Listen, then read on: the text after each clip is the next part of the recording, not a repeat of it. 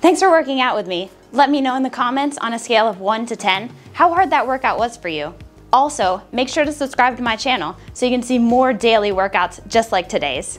See you tomorrow.